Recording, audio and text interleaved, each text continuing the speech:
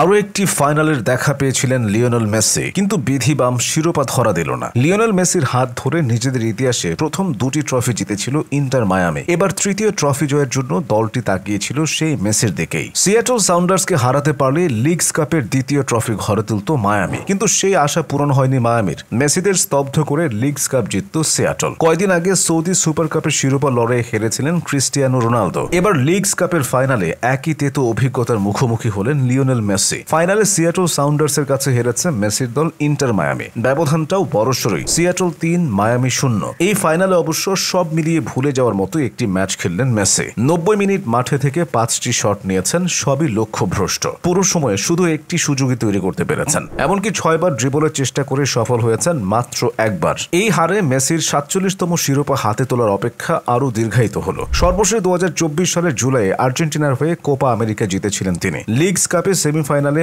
Orlando সিটিকে 3 গোলে হারিয়ে ফাইনালে উঠেছিল ইন্টার মায়ামি। জোড়া গোল করে মায়ামির ফাইনালে ওঠায় বড় অবদান ছিল আর্জেন্টাইন কিংবদন্তির। 38 বছর বয়সী মেসির ক্যারিয়ারে এটি ছিল 44তম ফাইনাল। আর্জেন্টাইন কিংবদন্তি এ পর্যন্ত 31 ফাইনাল জিতেছেন, হেরেছেন 12টি। 46 ট্রফি জিতে আগে সবাইকে ছাড়িয়ে গেছেন তিনি। 41 ট্রফি জেতা দানি আলভেজ ফুটবল ছেড়েছেন আরও আগে। ফলে এই মুহূর্তে শিরোপা জেতায় মেসির ধারে কাছেও নেই অন্য কেউ। এ পর্যন্ত 43 ফাইনালে তার গোল সংখ্যা 37টি।